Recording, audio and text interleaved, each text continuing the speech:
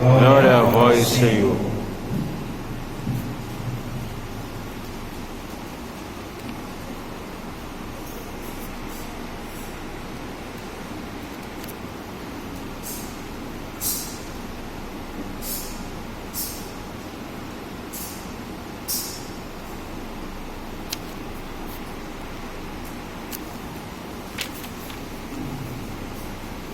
Naquele tempo, Jesus pôs-se a dizer: Eu te louvo, ó Pai, Senhor do céu e da terra, porque escondeste estas coisas aos sábios e entendidos e as revelaste aos pequeninos. Sim, Pai, porque assim foi do teu agrado.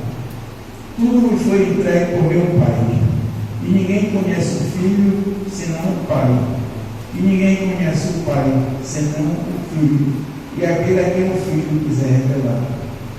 Vinde a mim todos vós que estáis cansados e fatigados, sob o peso dos vossos fardos, e eu vos darei descanso. Tomai sobre vós o meu jugo e aprendei de mim, porque sou manso e humilde de coração, e vós encontrareis descanso. Pois o meu jugo é suave e o meu fardo é leve. Palavra da salvação. Glória a vós, Senhor.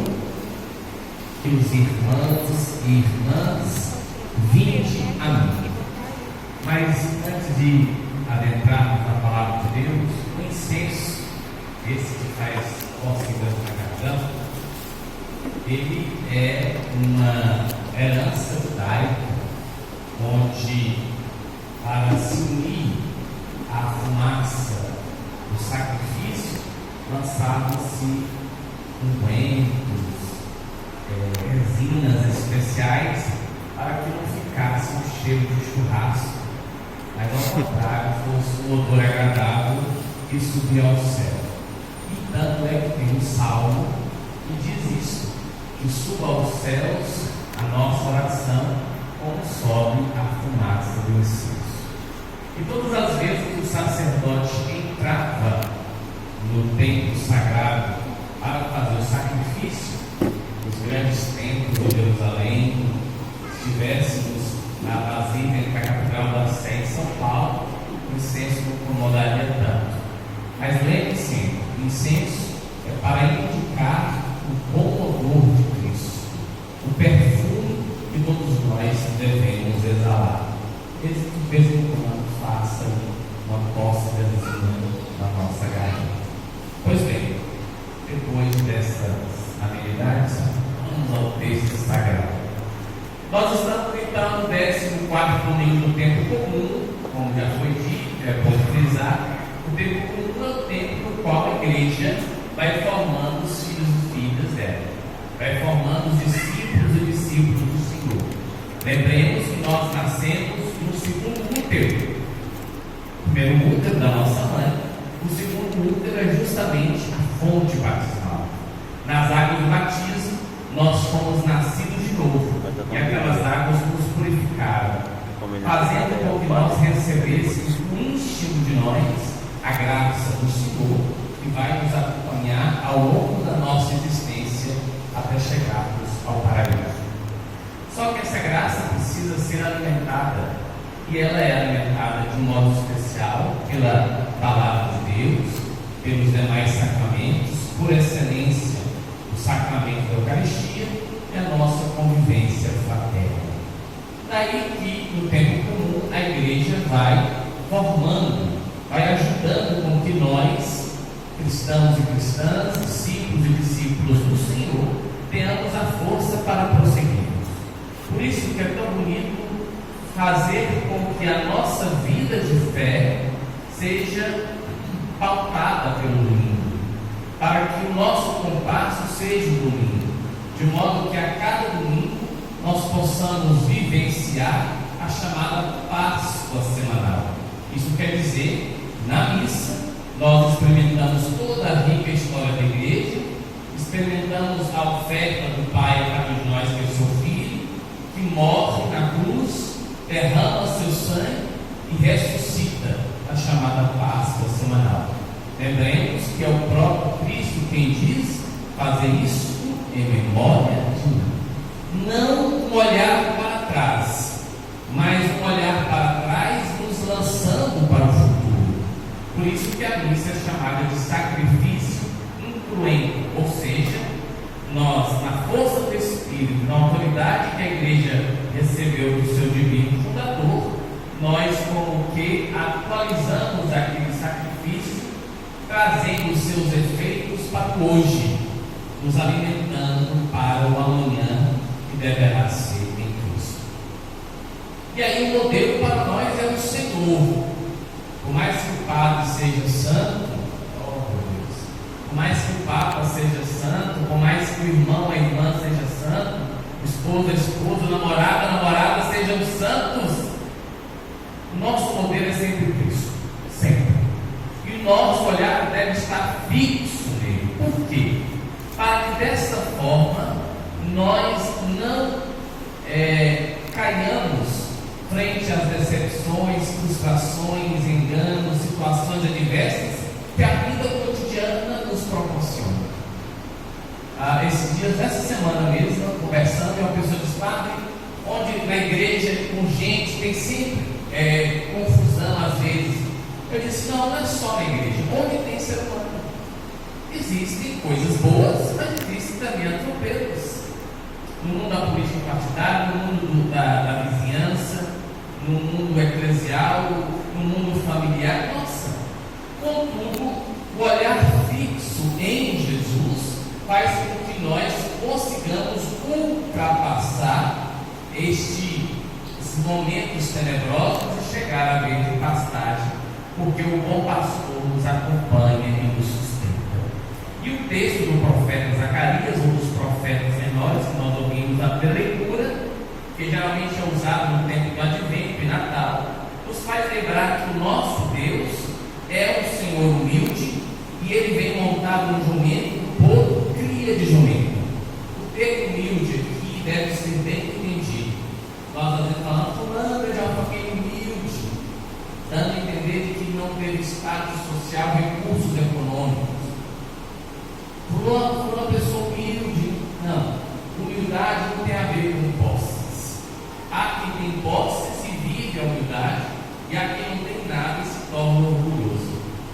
A humildade aqui é a vacina, é o antídoto contra a soberba, contra a nossa pretensão de sermos mais do que somos.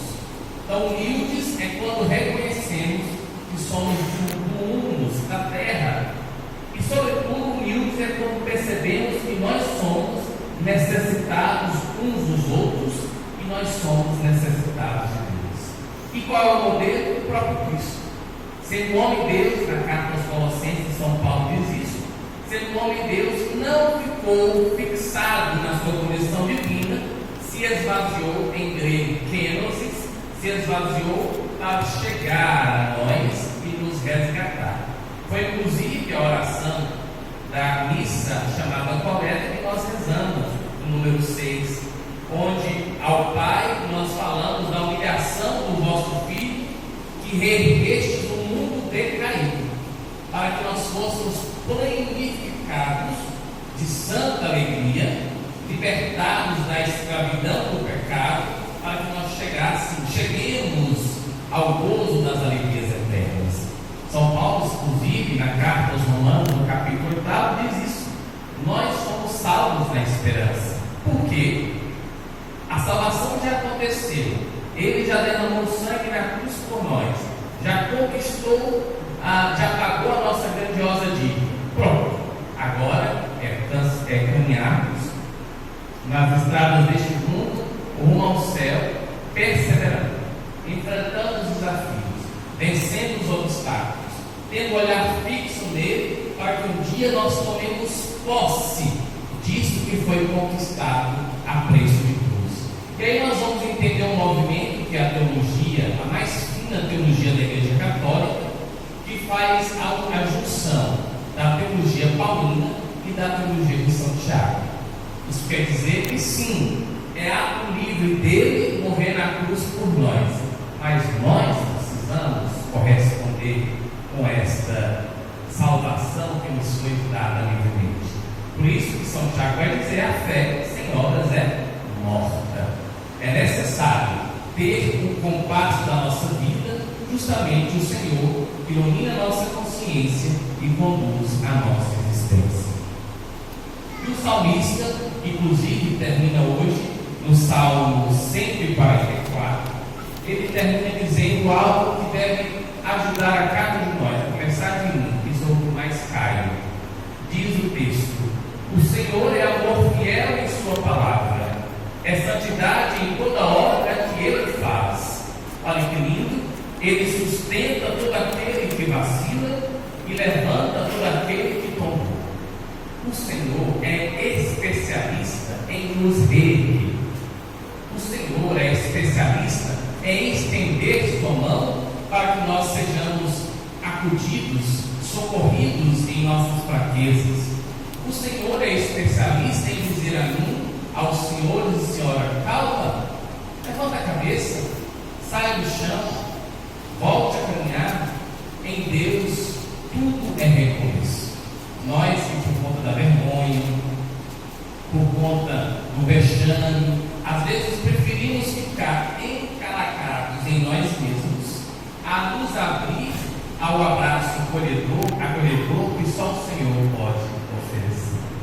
E aí vem o texto do Evangelho segundo Mateus, que vai dizer justamente isso.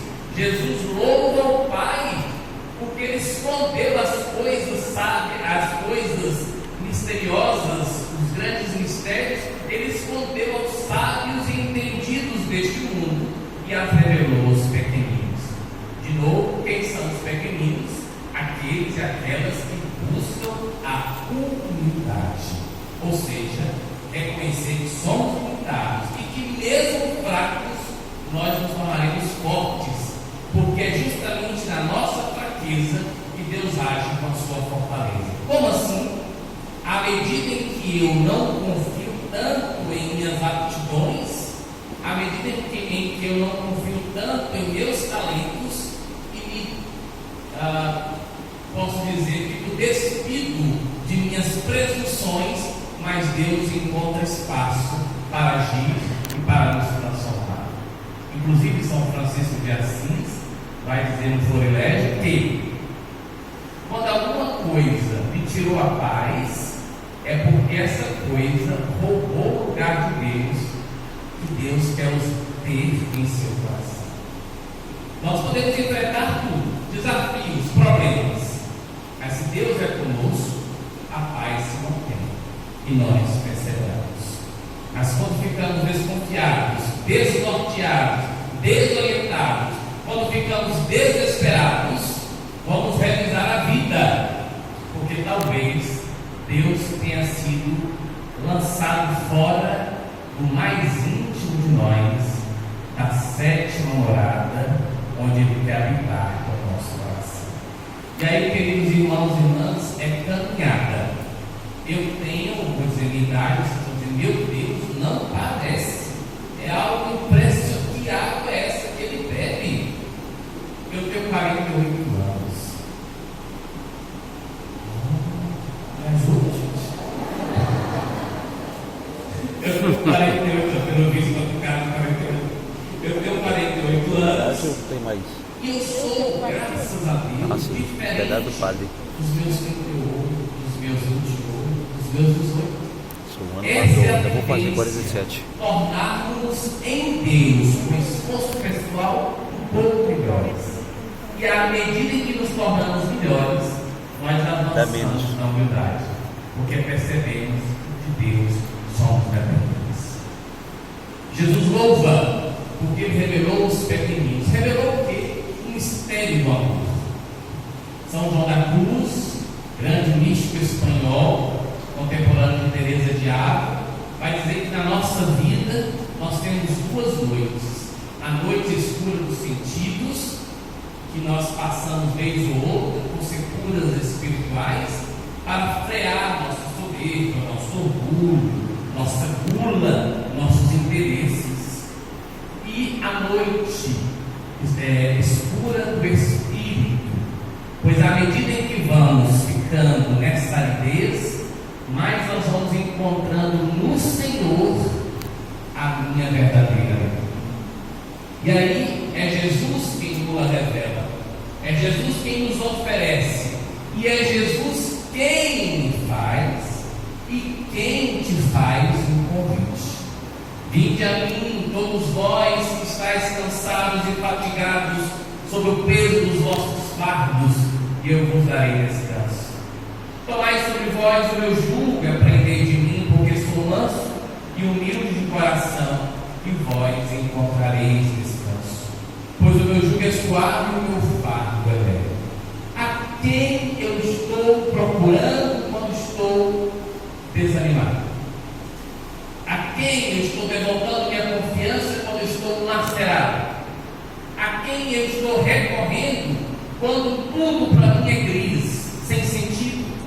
A quem eu estou procurando e confiando as minhas misérias, as minhas faltas? A quem eu estou querendo me sustentar quando eu sinto a agonia da queda? A quem eu estou procurando? É o Senhor que está dizendo: vinde a mim. O véu foi rasgado, não precisamos mais, nada nos impede de chegarmos ao bom pastor. Por isso eu termino com a carta de Paulo aos Romanos, perdoe mais alguns minutos. Nós devemos viver no Espírito e não na carne. Infelizmente, às vezes, essa questão da carne fica muito restrita às questões sexuais, genitais. Não. Viver da carne significa viver na força do mundo, viver com um olhar para baixo, viver com um olhar fixado neste mundo que é fugaz, que é passageiro, e nós somos feitos para as coisas do alto. A dívida que temos é com o Espírito, não com a carne. Por isso São Paulo vai dizer, terminando o texto, que se viverdes segundo a carne, morrereis. Mas se pelo Espírito matardes o procedimento carnal, então vivereis. Qual é o procedimento carnal? Tudo aquilo que não se coaduna, não se soma àquilo que Deus pretende. É uma roupa, sim. É um trejeito, sim. É um pensamento, sim. É uma ideologia, sim. Mas também é a compreensão de que muitas vezes eu falo, não tem jeito, eu não consigo, acabou. Não. Em Deus não existe game over. Não. Em Deus existe sempre começo, renovação. Então viver da carne é achar que tudo está perdido, mas não. Ele é o Deus do possível, e porque nos ama, estende a sua mão para você. Não tenha medo, não.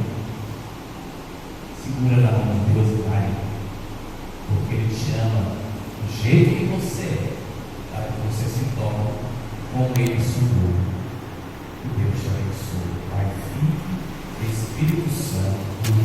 Amém.